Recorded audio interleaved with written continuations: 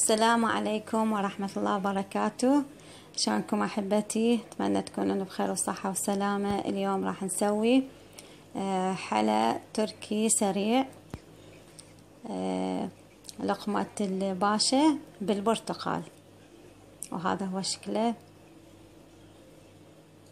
طبعا كلش لذيذ وينفع للمناسبات والأعياد. أول شي راح أخلي بالجدر كوبين حليب، وأضيف له كوب طحين ونصف كوب سكر ونصف كوب جوز هند.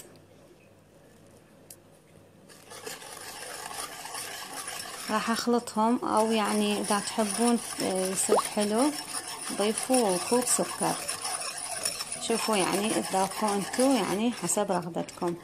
راح أخلطه بعدها لحد ما تمتزج المكونات. بعدها أخليه على النار إلى أن يتكاثف ويصبح بهالشكل هذا.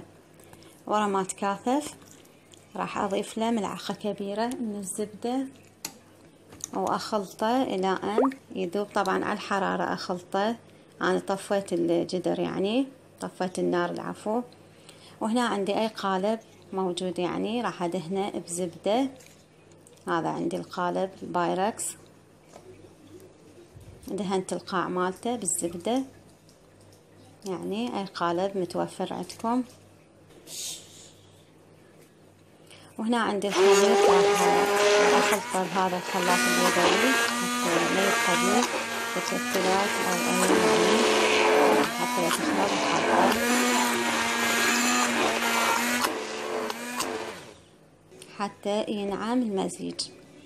هنا بعد ما خلطته صار ناعم.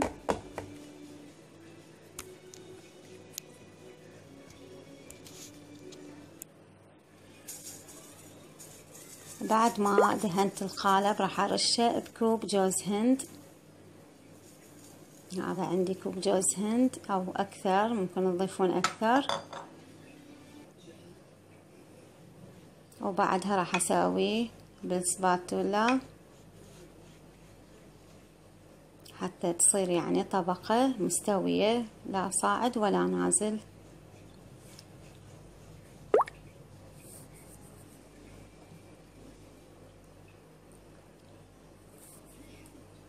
بعدها راح أضيف المزيج بالقالب وأساوي أيضا بالسباتولا حتى يتساوى بجميع الاتجاهات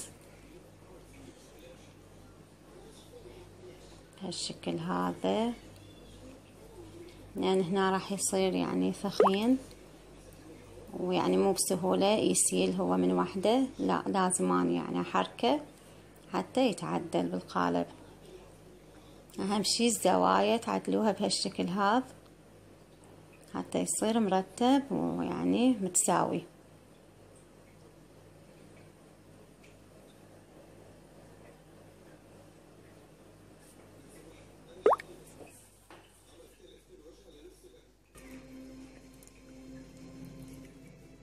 راح أتركه يبرد وأدخله للثلاجة لمدة ساعة أو أقل لحد ما يبرد طبعا. وهنا عندي كوبين من عصير البرتقال،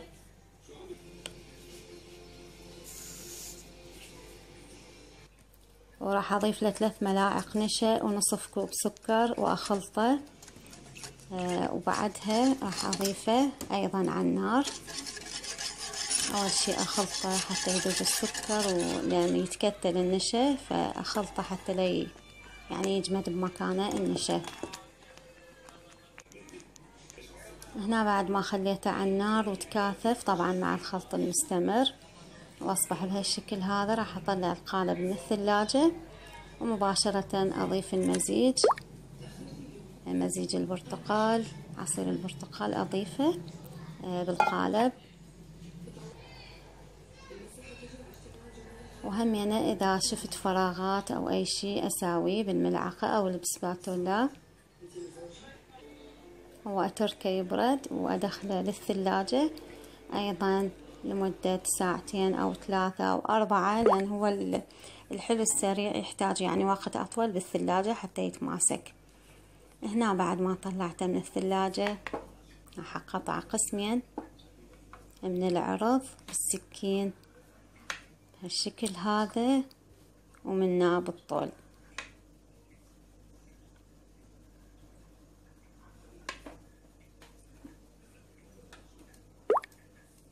ان شاء الله راح تجربوه ويعجبكم بنات. ارجو ان تتفاعلوا بقناتي، واتمنى اللي ما مشترك يشترك ويفعل الجرس، واللي ما مفعل الجرس يرجع يلغي الاشتراك يعني، ومن جديد يشترك ويفعل الجرس، لان الاشعارات يمكن ما توصلكم نهائيا، لان التفاعل كلش يعني ضعيف بقناتي.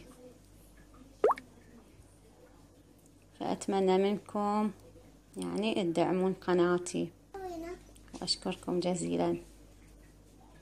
هنا راح ارفعه بهالشكل هذا، ابرمه كل قطعة يعني قصيتها راح ابرمها بهالشكل وارفعها بصحن التقديم.